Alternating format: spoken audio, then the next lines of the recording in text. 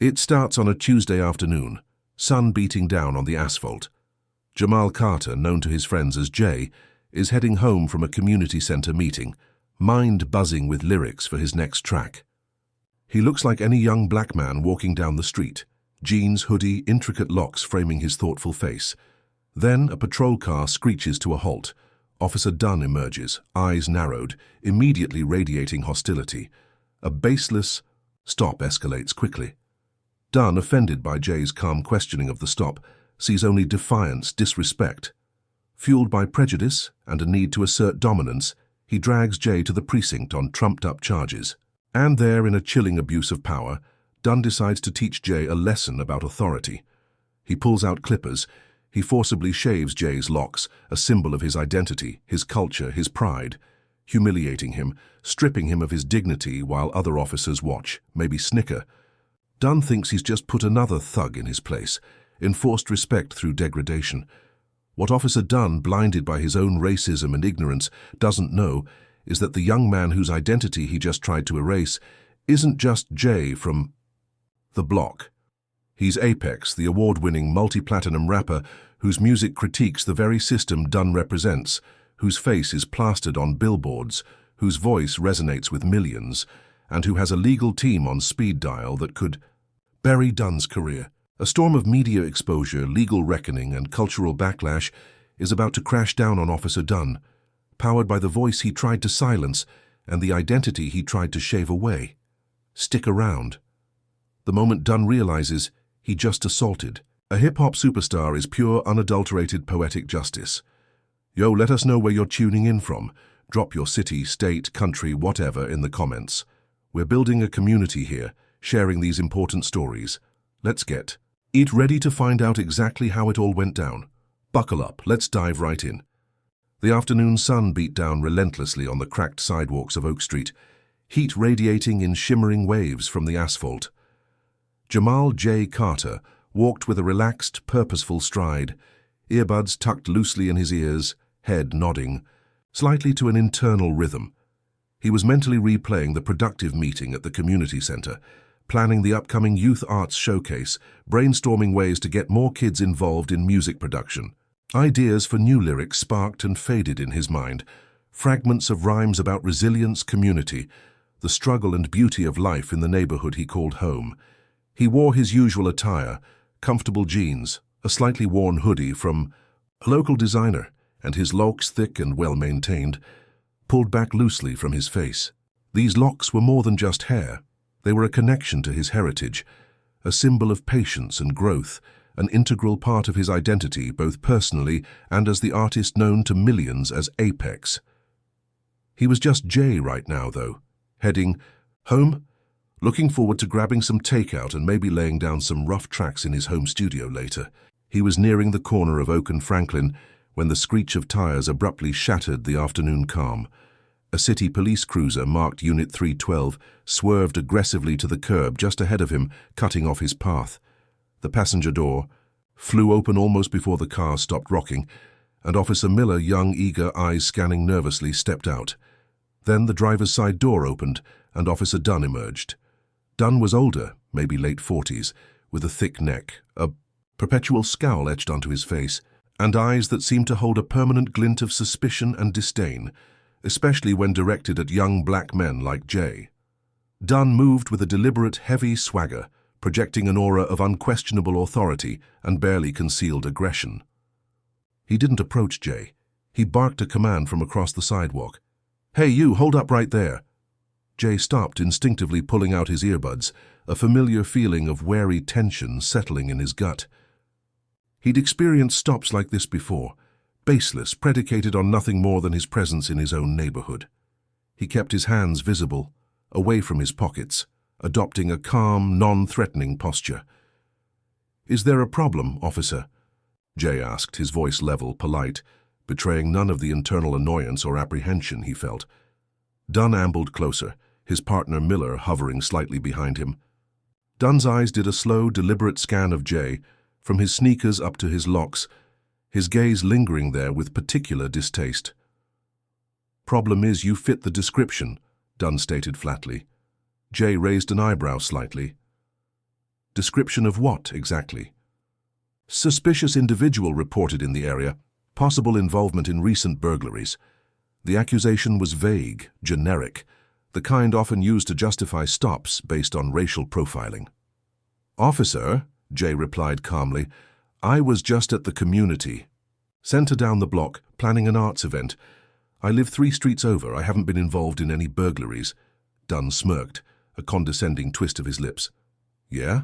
Everyone's just coming from somewhere, just heading home. Where's your ID?" "I don't have it on me right now," Jay stated truthfully. "I was just walking a few blocks." Dunn's eyes narrowed further. "No ID? Walking around looking like that?" He gestured vaguely towards Jay's locks and hoodie. "In an area with recent break-ins? Looks pretty damn suspicious to me." "Looking like what, officer?" Jay asked, his voice still calm but gaining a slight edge. He refused to let the implicit bias go unchallenged. "Are my locks suspicious? Is my hoodie suspicious? Or is it just me walking down the street that fits your description?" This quiet challenge, this refusal to simply accept the baseless accusation and the racist undertones, seemed to infuriate Dunn.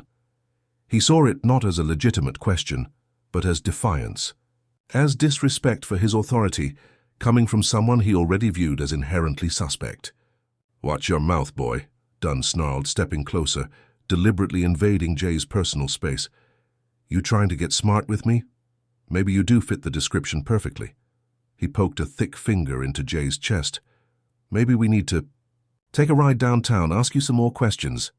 Jay stood his ground, refusing to be physically intimidated, though his heart was pounding now. "Officer," he said firmly, "you have no probable cause to detain me. I haven't committed any crime. I know my rights." Mentioning his rights seemed to be the final spark that ignited Dunn's volatile temper, fueled by his prejudice and fragile ego. "Your rights?" Officer Dunn spat the word like it was poison, his face contorting with rage. He saw Jay's calm assertion not as a citizen exercising a constitutional privilege, but as insolent defiance, a direct challenge to his absolute authority on this street corner. The fact that this young black man with his locks and hoodie dared to speak of rights to him, a uniformed officer, ignited a fury that burned away any remaining shred of professional restraint. "You think you got rights? People like you." The racist undercurrent, now a raging torrent. "Only understand one thing, respect for the badge, and you ain't showing it." Without warning, Dunn shoved Jay hard against the brick wall of the adjacent building. The impact knocked the air from Jay's lungs, scraping his shoulder against the rough surface. "Hey!" Jay gasped, instinctively trying to brace himself. "That's assault." "Assault?" Dunn laughed, a harsh, ugly sound devoid of humor. "That's just me teaching you some manners. Now put your hands behind your back. You're coming with us." He grabbed Jay's arm, twisting it painfully behind his back. Miller, the younger partner, hesitated for a split second, his eyes wide with uncertainty, but Dunn shot him a glare that wordlessly commanded compliance. Miller quickly moved to secure Jay's other arm. Jay didn't physically resist, knowing it would only lead to more violence and trumped-up charges. But he didn't make it easy either, refusing to simply fold under the rough handling. "On what grounds?" Jay demanded, his voice strained, but clear. "What crime am I being arrested for?" "Resisting arrest, failure to comply, suspicion of burglary." Dunn rattled off the charges, clearly fabricating them on the spot to justify his aggression. He roughly pushed Jay towards the waiting patrol car, shoving him into the back seat with unnecessary force. The door slammed shut, the sound echoing, the sudden, brutal closing off of Jay's freedom. The ride to the precinct was short, but filled with a tense, vibrating silence.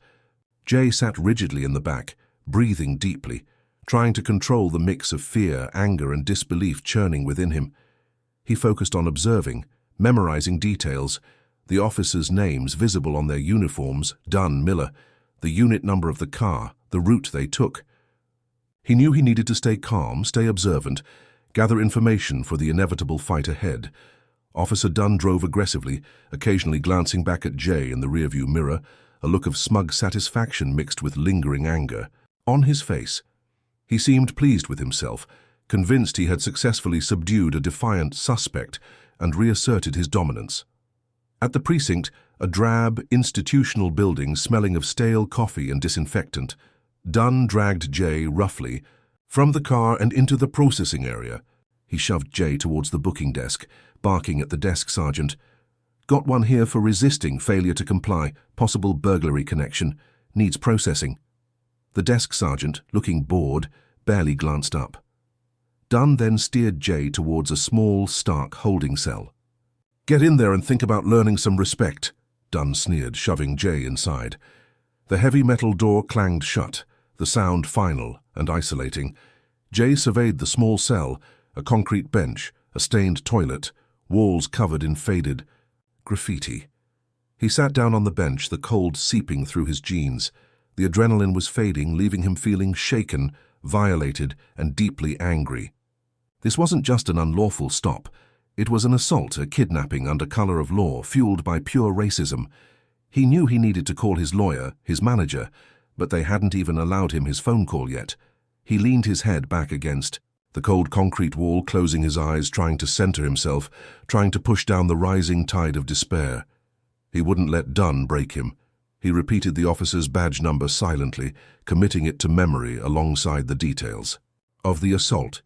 He started mentally composing lyrics, channeling the raw emotion, the injustice, into rhymes, a habit that had always been his refuge, his way of processing the world.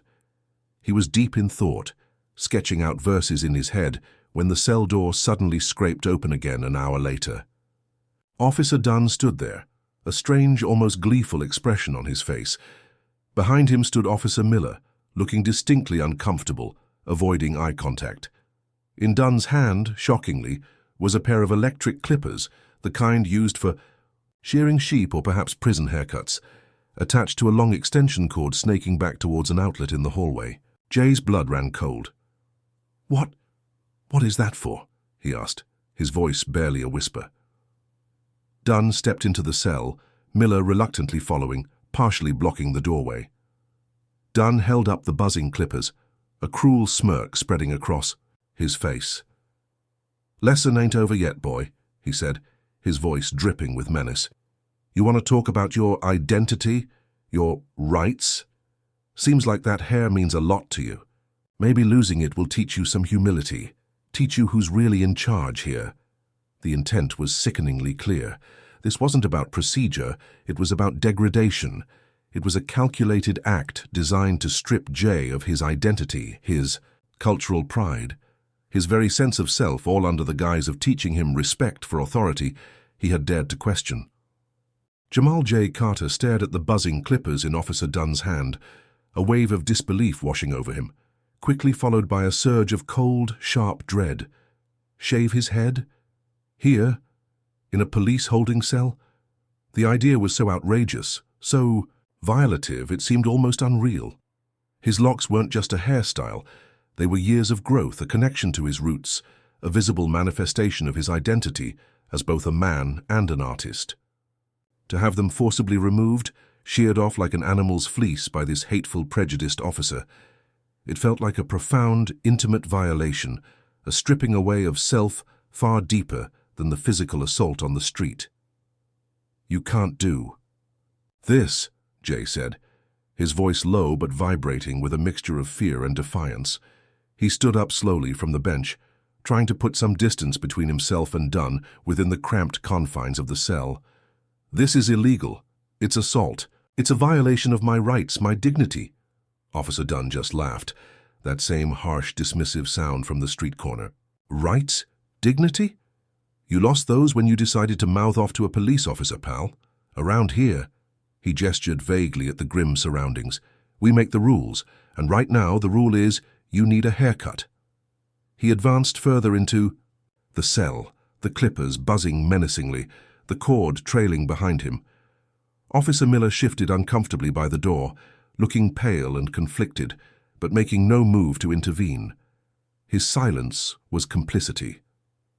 Jay backed away until his back hit the cold concrete wall. There was nowhere else to go. He looked desperately at Miller. "Officer Miller, you know this is wrong. Don't let him do this." Miller flinched at being addressed directly, but stubbornly avoided eye contact, staring fixedly at a spot on the floor. His inaction spoke volumes. Dunn closed the remaining distance, grabbing Jay's shoulder roughly with one hand, holding the buzzing clippers aloft with the other. Jay tensed, every muscle screaming to fight back, to resist this ultimate degradation. But he knew with chilling certainty that any physical resistance would be met with overwhelming force, resulting in more severe injuries and fabricated charges of assaulting an officer. He had to endure this, survive this, document this. He forced himself to remain still, meeting Dunn's hateful gaze with a cold fury of his own, refusing to show the terror that clawed at his insides. "Hold still," Dunn growled, "unless you want an ear nicked along with this mop." Then the cold vibration of the clippers touched Jay's scalp.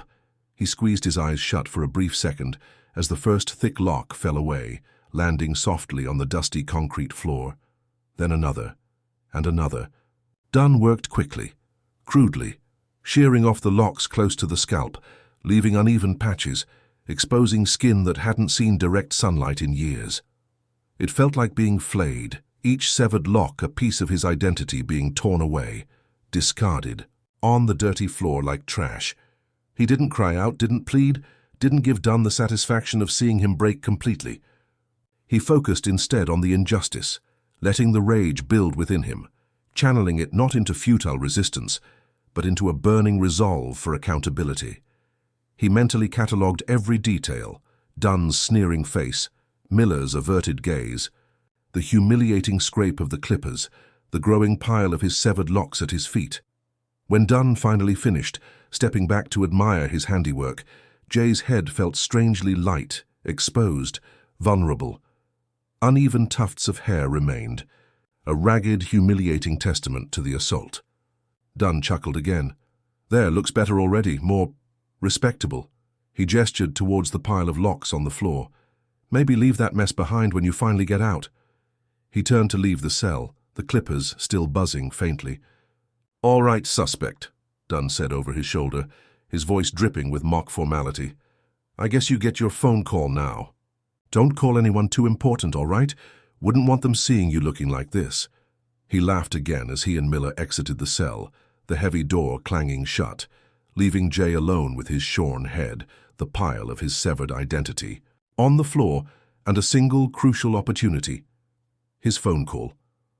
Left alone in the stark silence, Jay took several deep, shuddering breaths, fighting back the tears that threatened to fall, tears of rage, humiliation, and violation. He looked down at the locks on the floor, years of growth, symbols of pride, now just discarded remnants. The physical pain was minimal compared to the deep psychic wound Dunn had inflicted, but Dunn had made a mistake. He thought the humiliation would break Jay, silence him. Instead, it had forged his anger into diamond-hard resolve. And he had given Jay his phone call. He knew exactly who to call, not just his lawyer, not just his manager. This required something more. He needed the person who understood both the streets and the system, the person who had always had his back, the person whose name alone commanded respect and, in certain circles, fear. He walked over to the payphone mounted on the cell wall, a grimy, battered relic. He picked up the receiver, the cold plastic unfamiliar in his hand. He didn't have the number memorized, but he knew the contact saved under a specific, innocuous-sounding name in his manager's phone, the one they used for emergencies. He called his manager first. "Tone," he said, keeping his voice steady despite the tremor of rage beneath it. "It's Jay. I'm at the downtown precinct. Got jammed up on some bogus charges. Listen, it's bad. They cut my hair." There was a stunned silence on the other end, then Tone exploded. "They what? Who did? Give me names." "Officer Dunn, badge. I didn't get his badge number yet, but Miller was with him." "Listen, Tone," Jay cut him off. "Forget my lawyer for now. I need you to make the call, the one to Big Rick. Tell him what happened. Tell him Officer Dunn, downtown precinct. Tell him I need him to handle this personally." There was another brief pause. Big Rick wasn't just a lawyer. He was a legendary figure in the entertainment industry and beyond, a fixer, a powerhouse negotiator with connections that ran incredibly deep, known for his fierce loyalty and his scorched-earth tactics when defending his high-profile clients, especially against perceived injustices. Calling Big Rick was invoking the nuclear option. "Jay," Tone said, his voice hushed now, serious, You... Sure. Once Rick gets involved, I'm sure, Jay interrupted firmly. Dunn crossed a line. He needs to understand who he messed with. All right, Jay. Consider it done. Sit tight. Help is coming. Jay hung up the phone, leaning his forehead against the cool metal of the payphone box for a moment. He felt strangely calm now. He had endured the humiliation, survived the assault. Now the fight back began. Officer Dunn thought he had won, thought he had asserted his dominance.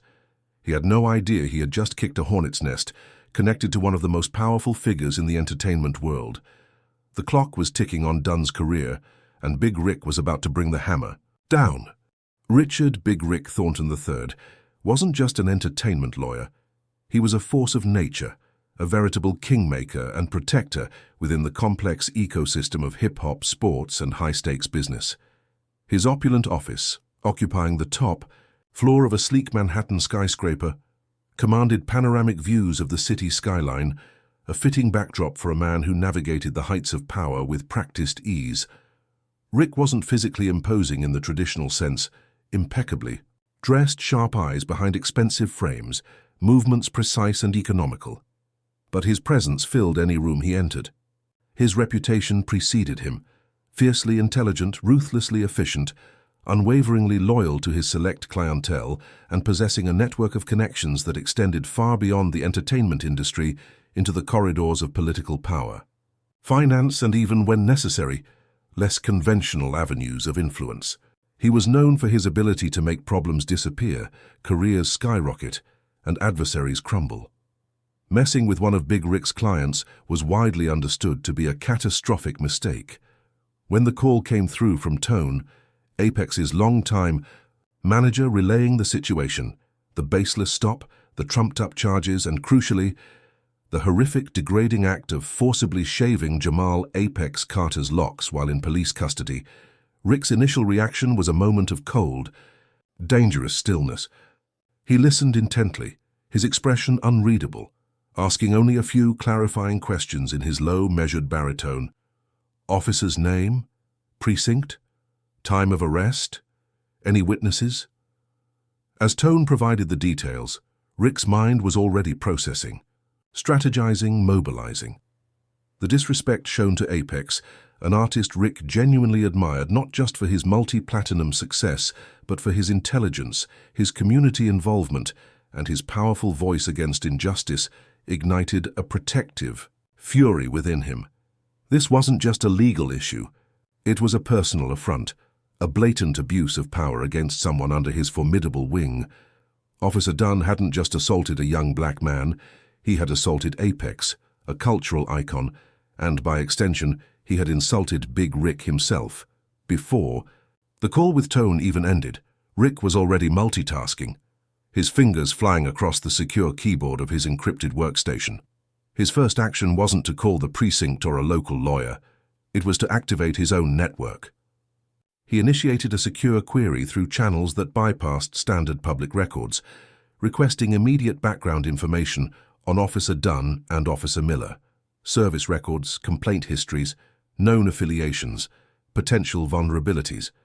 Simultaneously, he placed a call not to the police chief of the city where Apex was being held, but directly to the mayor's personal cell phone. The mayor, whose campaign had benefited significantly from fundraising events quietly facilitated by Rick, answered on the second ring, his voice instantly shifting from casual to attentive upon hearing Rick's name. Rick didn't waste time with pleasantries. He laid out the situation concisely. His client, the internationally renowned artist Apex, Jamal Carter, was being unlawfully detained at the downtown precinct, had been physically assaulted and subjected to a degrading act involving the forcible shaving of his head by an Officer Dunn. He strongly, unequivocally advised the mayor that this situation had the potential to become a major national incident with severe legal and public relations ramifications for the city if not handled immediately and decisively. He didn't make explicit threats. He didn't need to. The implication was clear: fix this or face the consequences. The mayor, clearly alarmed, promised to look into it personally, immediately. Next, Rick contacted the head of his firm's powerhouse, litigation department, a renowned civil rights specialist who had successfully sued police departments across the country. Sarah, Rick instructed, clear your schedule. Client, Apex, location, city name, downtown precinct. Allegations, unlawful arrest, battery, assault under color of law, intentional infliction of emotional distress, potential First Amendment, violations and serious civil rights infringements under Section 1983. Officer Dunn primary, Officer Miller complicit. Get a team on the next flight out there. File immediate notice of representation, demand preservation of all evidence, booking logs, surveillance footage within the precinct, personnel files, body cam data from both officers, even if they claim, "It wasn't active. I want restraining orders preventing any further contact or transfer of Mr. Carter, and prepare the groundwork for a federal lawsuit that will make their eyes water." Finally, he called his lead public relations consultant, a crisis management expert known for shaping narratives. "Marcus," Rick said, "potential situation brewing. Major artist, police misconduct, racially charged assault. Prepare holding statements, monitor social media. Be ready to mobilize press contacts if needed, but hold until I give the word. We control the narrative on this." Within 15 minutes, of hanging up with tone, Big Rick Thornton had set in motion a multi-pronged counter-offensive involving political pressure at the highest city level, elite legal firepower, and strategic media preparation. He leaned back in his chair looking out at the sprawling city below. Officer Dunn, sitting in his precinct break room feeling smug about teaching a kid respect, had absolutely no idea that the full weight of Big Rick Thornton's considerable influence and resources was about to descend upon him like an avalanche. The game had changed irrevocably. Back in the holding cell, Jay waited. The initial adrenaline rush from making the call to Tone had subsided, leaving him feeling raw, exposed, and deeply vulnerable, despite the knowledge that help was supposedly on the way. He touched his unevenly, shorn scalp gingerly. It felt alien, wrong. The loss of his locks felt like a physical amputation, a stripping away of something intrinsically him. He looked again at the pile of his hair on the dirty concrete floor, a tangible symbol of Dunn's violation. He felt a fresh wave of anger, humiliation, and a profound sense of grief for that part of himself so casually, cruelly destroyed. He tried to focus, to push down the turmoil, repeating the mantra, "Stay calm, stay strong, Rick's coming." But doubt gnawed at him. How long would it take? What could even Big Rick do against cops in their own precinct? Would Dunn face any real consequences? Or would this just be another story of police brutality swept under the rug, leaving him scarred and silenced? Hours seemed to crawl by. The precinct settled into its late-night rhythm, sporadic radio chatter, the clang of distant doors, the murmur of officers changing shifts. No one checked on Jay. No one offered him water or processed his release for the bogus charges. He was simply left there, isolated, his head throbbing slightly, the humiliation a constant bitter presence. He tried to sleep on the hard bench but couldn't, his mind racing. Suddenly, around 2 a.m., there was a commotion outside his cell. Raised voices, hurried footsteps, a sense of barely suppressed panic filtering through the heavy metal door. Jay sat up, straining to hear. He could make out fragments. Mayor on the line, demanding answers. Attorney Thornton, federal lawsuit, evidence preservation. Then he heard a name that made his heart leap. "Where the hell is Officer Dunn? The captain needs him in his office, now."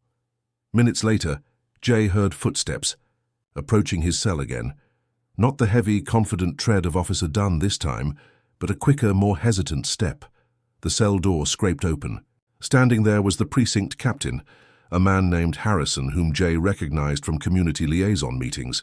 Older, weary-looking, usually projecting an air of calm authority, but now looking stressed and deeply unhappy.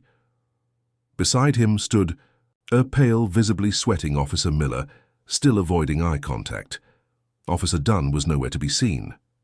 "Mr. Carter," Captain Harrison began, his voice tight, professional, but lacking any warmth. "There's been a development regarding your situation.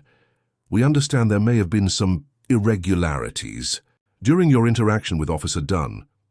Irregularities. The euphemism was almost laughable given what Jay had endured. "Officer Dunn has been Temporarily reassigned pending a full internal review, the captain continued awkwardly. We need to get your statement about the events. Before Jay could even respond, another figure appeared behind the captain, a woman dressed in a sharp, impeccably tailored suit, radiating an aura of calm, intense focus. "Captain Harrison," she said, her voice smooth, but carrying undeniable authority. "Perhaps that can wait.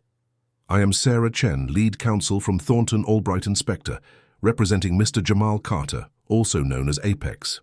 She stepped forward, extending a hand not to the captain but towards Jay through the cell bars.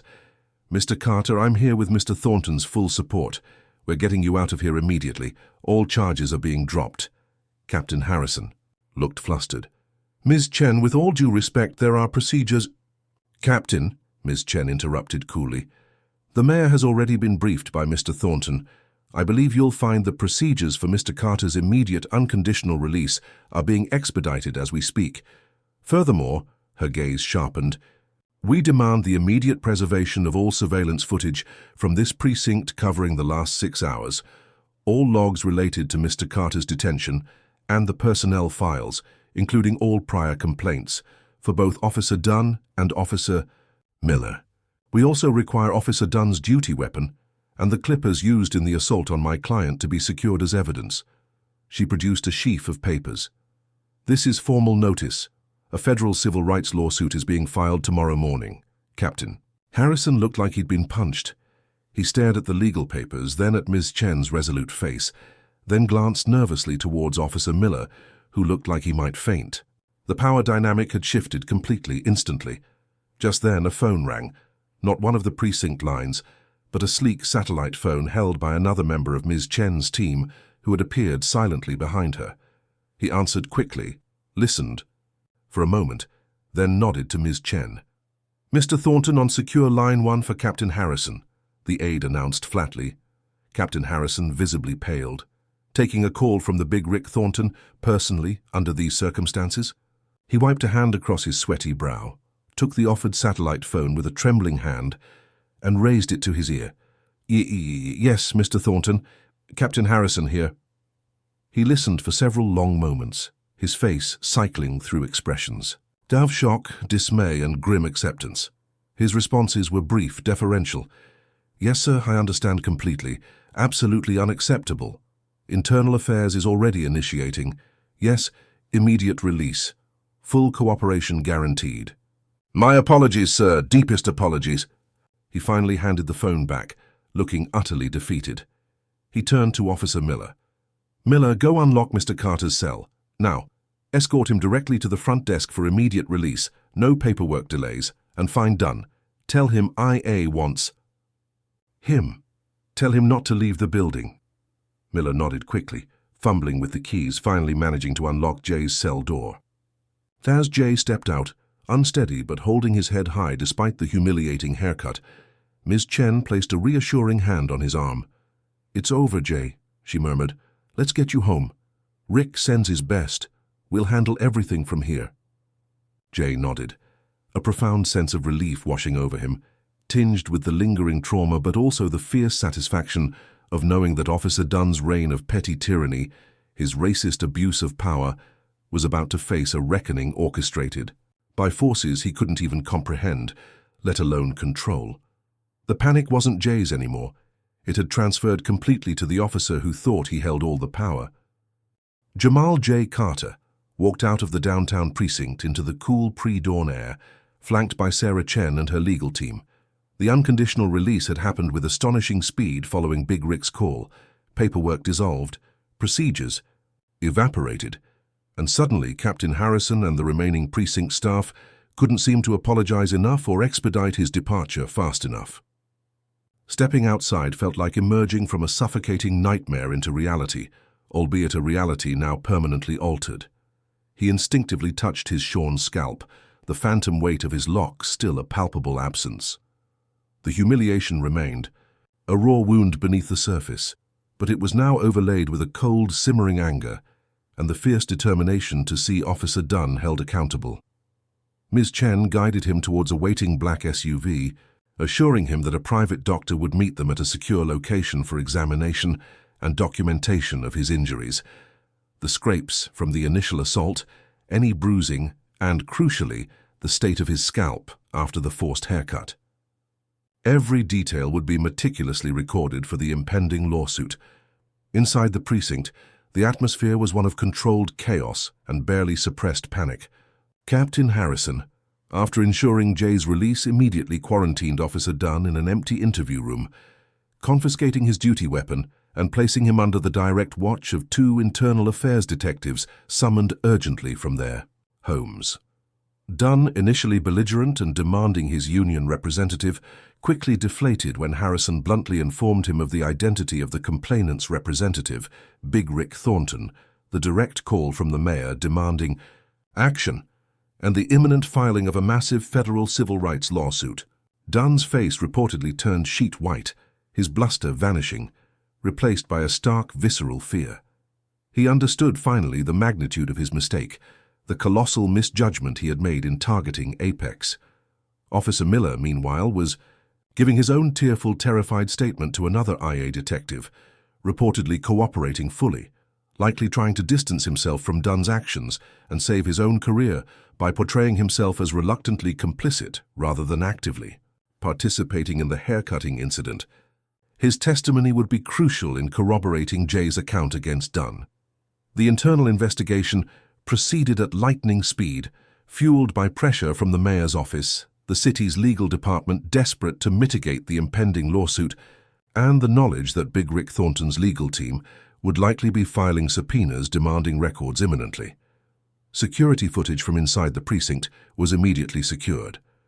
While the holding cells themselves typically lacked cameras for privacy reasons, cameras in the booking area, hallways, and potentially the area near the outlet where Dunn plugged in the clippers were reviewed frame by frame. While not capturing the haircut itself, the footage reportedly showed Dunn and Miller escorting Jay to the cell, Dunn later emerging and retrieving the clippers from a locker or storage area, the extension cord, and the 2 officers entering Jay's cell for a significant period, followed by Dunn exiting looking smug, and Jay later emerging looking visibly distressed and with his head shaved.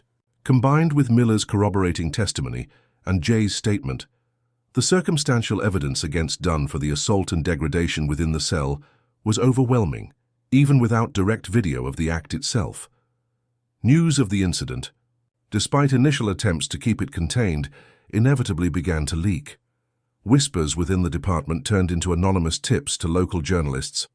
The story of a prominent multi-platinum rapper being assaulted and forcibly shaved by a police officer while in custody was simply too explosive to stay hidden for long.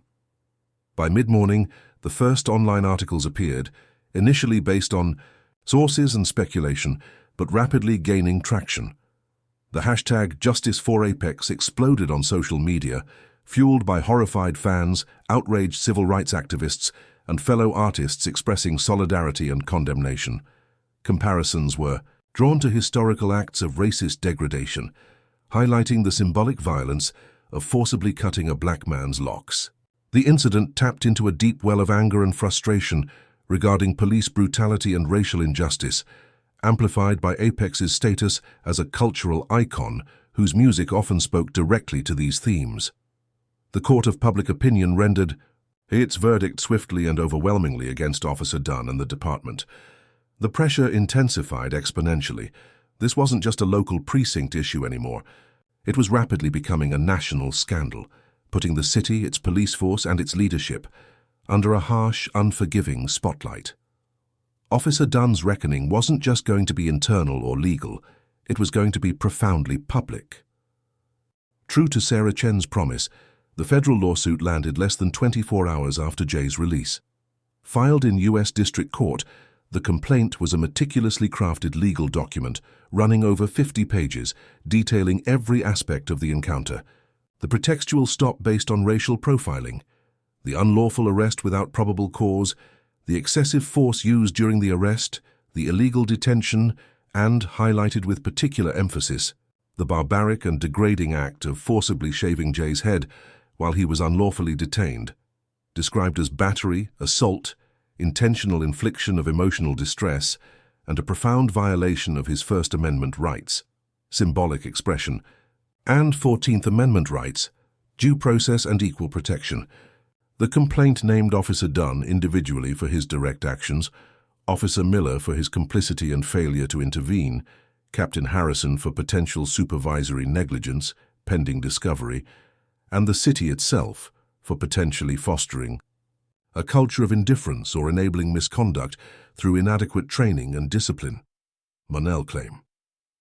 The damages sought were substantial, reflecting not just the physical and emotional harm to Jay, but also the symbolic nature of the assault and the potential damage to his public image and career. The filing immediately made national headlines, amplifying the already intense media scrutiny.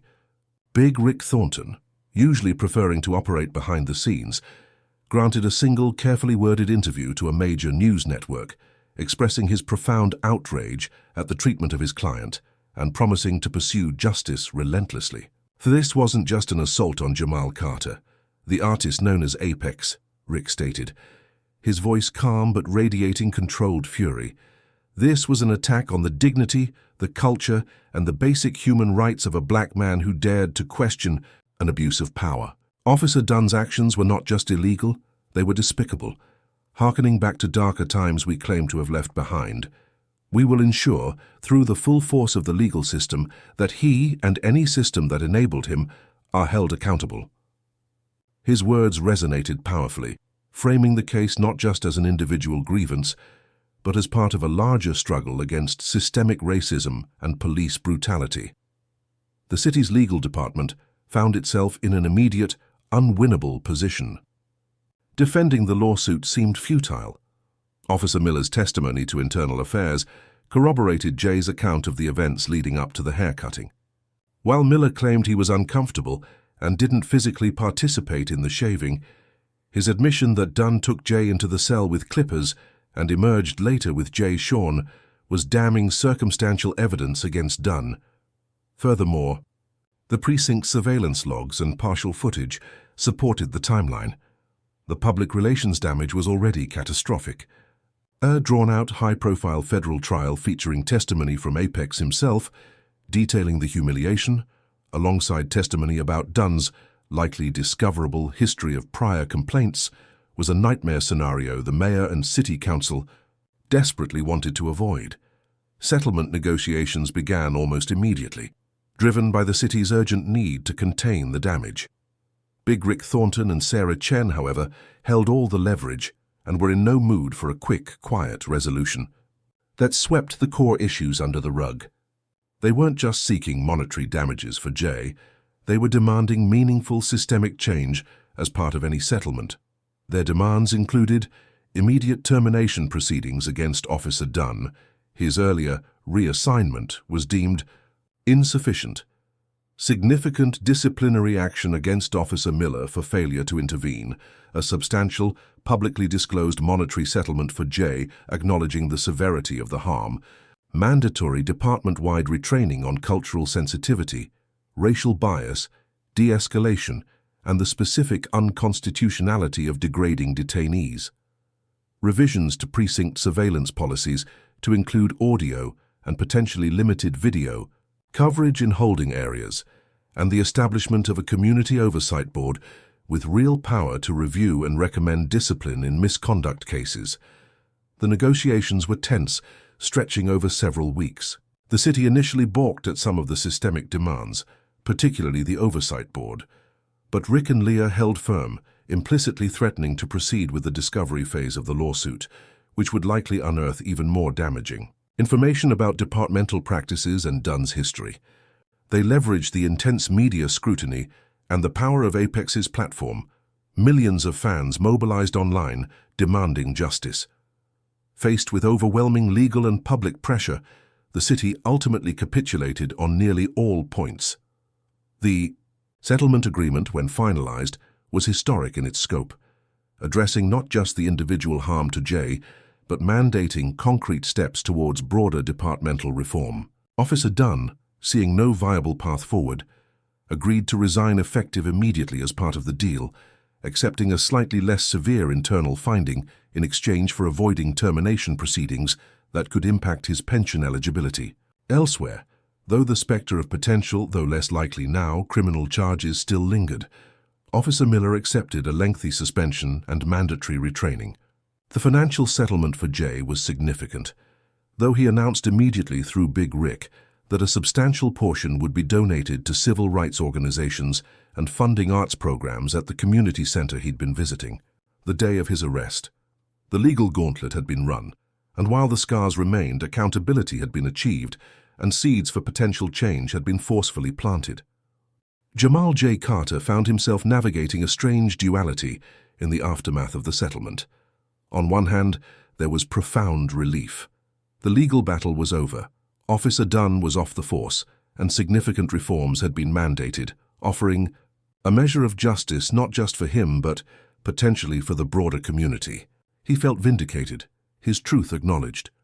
The support from his fans, fellow artists, activists, and his tight-knit circle, spearheaded by Big Rick and Tone, had been overwhelming, a powerful counter-narrative to the isolation and degradation he experienced in that holding cell. Yet the trauma lingered. He still felt a phantom itch on his scalp, a visceral recoil at the memory of the buzzing clippers, the smell of the precinct.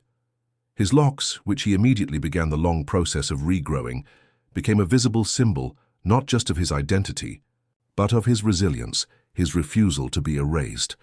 The incident had undeniably changed him, stripping away a layer of youthful optimism, replacing it with a harder-edged understanding of the deep-seated injustices still festering within the system.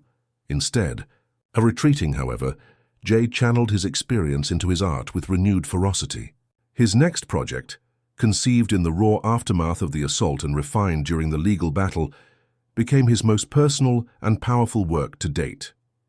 Tentatively titled Concrete Scars, the album explored themes of identity, police brutality, systemic racism, resilience, and the search for justice in an often unjust world.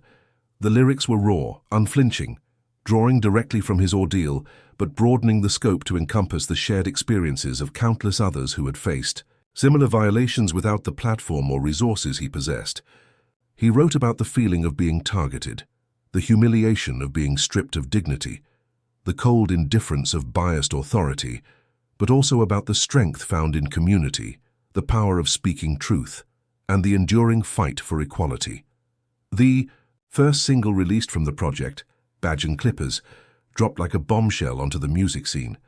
The track opened with a sparse, menacing beat, overlaid with distorted audio snippets, evoking the sounds of a police radio and cell doors clanging shut. Jay's delivery was quieter than usual, almost conversational, but carried an undercurrent of cold fury as he recounted the incident, his lyrics painting a vivid, harrowing picture of the stop, the assault, and the ultimate degradation in the holding cell. The hook was simple, haunting. They cut the roots trying to kill the tree, but forgot the seeds planted deep in me. Badge and Clippers, tools of the hate, but the voice gets louder, sealing your fate. The song was an immediate, explosive success. It dominated streaming charts, radio airwaves, and social media conversations. Music critics hailed it as a masterpiece of vulnerability and righteous anger, a powerful artistic statement against police brutality. Fans embraced it as an anthem, sharing their own stories of profiling and injustice under the song's hashtag. The accompanying music video, starkly shot in black and white, visually recreated the events with gut-wrenching realism, intercut with powerful imagery of community strength and protest. It ended not with Jay in the cell, but standing tall, head held high, looking directly into the camera as new locks began to sprout, a symbol of rebirth and defiance. The video went viral instantly, amplifying the song's message and putting renewed focus on the issues Jay was addressing. He performed Badge and Clippers live at major award shows, his performance raw, emotional, and electrifying, earning standing ovations and sparking widespread discussion about police reform. He used his acceptance speeches not just to thank his team, but to speak directly about his experience, dedicating his awards to victims of police violence and calling for continued activism and systemic change. He wasn't just Apex, the multi-platinum rapper, anymore. He had become a powerful, reluctant symbol of resilience, his voice amplified by his ordeal, reaching millions who saw their own struggles reflected in his art. Officer Dunn had tried to silence Jay Carter by stripping him of his identity. Instead, he had inadvertently given Apex his most potent subject matter, turning an act of degradation into a catalyst for a global conversation about justice. The voice Dunn tried to mute was now louder, more resonant and more influential than ever before. The settlement was finalized, Officer Dunn was gone, and the Concrete Scars album was achieving both critical acclaim and commercial success, solidifying Apex's position not just as a superstar rapper, but as a vital cultural commentator. For Jamal Carter, however, the journey felt incomplete. While gratified by the personal vindication and the platform his music provided, he felt a deeper calling emerging from the trauma, a need to translate the energy sparked by his ordeal into tangible, lasting change within his own community and beyond. He remembered the helplessness he felt before Big Rick intervened, the terrifying thought that without his fame and resources, his story might have ended very differently, buried in a precinct logbook like countless others. That realization fueled a new sense of purpose. He started by fulfilling his promise to donate a significant portion of his settlement. Working with community leaders and the organizers at the center he'd visited that fateful day, he established the Apex Arts and Advocacy Initiative. The program provided funding for music production equipment, visual arts supplies, creative writing workshops, and crucially, Know Your Rights seminars, specifically tailored for young people in underserved neighborhoods. It aimed to empower youth through creative expression, while also equipping them with the knowledge to navigate potentially hostile encounters with law enforcement safely and effectively. He didn't just write a check. He showed up, participating in workshops, sharing his story, appropriately edited for younger audiences, mentoring aspiring artists, emphasizing that their voices mattered, their stories deserved to be told, and their rights deserved to be protected. His presence, his willingness to be vulnerable about his own experience, resonated deeply with the kids, making the program far more impactful than simple funding ever could. Beyond the community center, Jay leveraged his platform and connections, facilitated by Big Rick's continued strategic guidance, to advocate for policy changes at the city and state level. He met privately with the mayor, the new police chief, appointed after the previous chief resigned amidst the scandal, and state legislators, sharing his perspective not just as a celebrity, but as a citizen directly impacted by police misconduct. He pushed for the strengthening of the newly formed Civilian Oversight Board, advocating for independent investigatory power and transparent disciplinary processes. He supported legislation aimed at improving data collection on traffic stops to identify patterns of racial profiling. He spoke powerfully about the need for better mental health support for officers while simultaneously demanding stricter accountability for bias and abuse. His advocacy was informed, measured, and carried the undeniable weight of his personal experience and public profile. He wasn't just rapping about the problems anymore. He was actively working within the system, however flawed, to try and fix them. His influence extended culturally as well. The Badge and Clippers incident became a touchstone in national conversations about race, identity, and policing. Other artists referenced it in their work. Academics analyzed the symbolism. Documentaries explored the case. Jay found himself invited to speak on panels, participate in documentaries, and contribute op-eds, always steering the conversation towards solutions, towards empowerment, towards the need for systemic change rather than dwelling solely on his own victimization. He understood the power of his narrative and wielded it responsibly, aiming to uplift rather than simply condemn.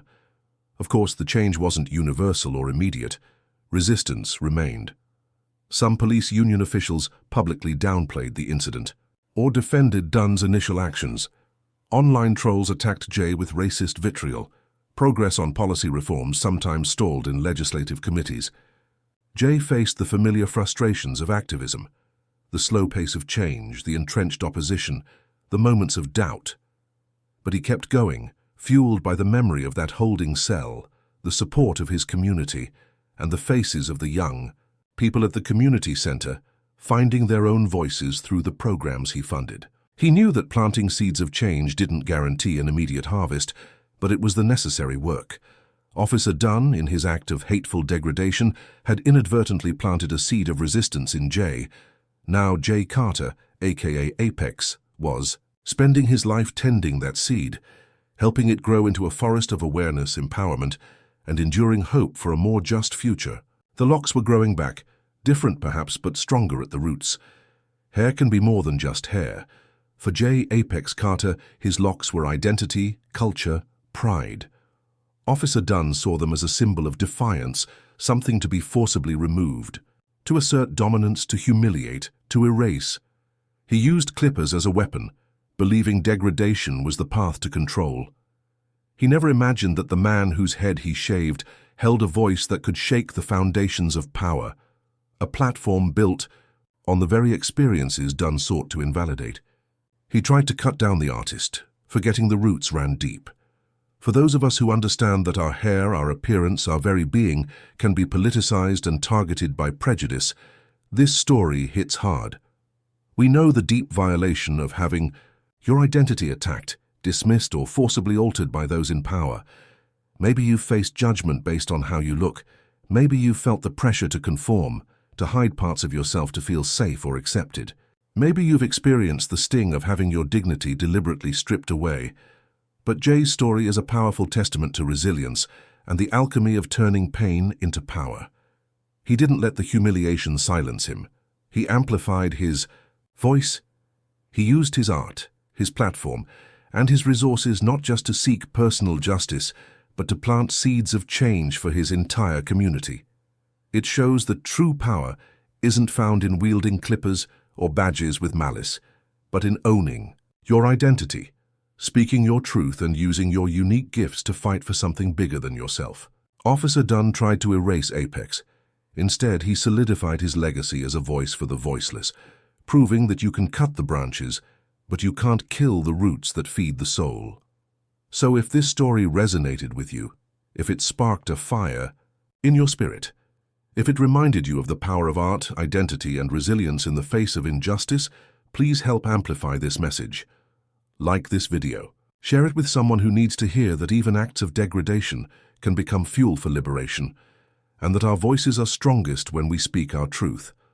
Until next time, own your identity, raise your voice, and keep fighting for a world where everyone's dignity is respected.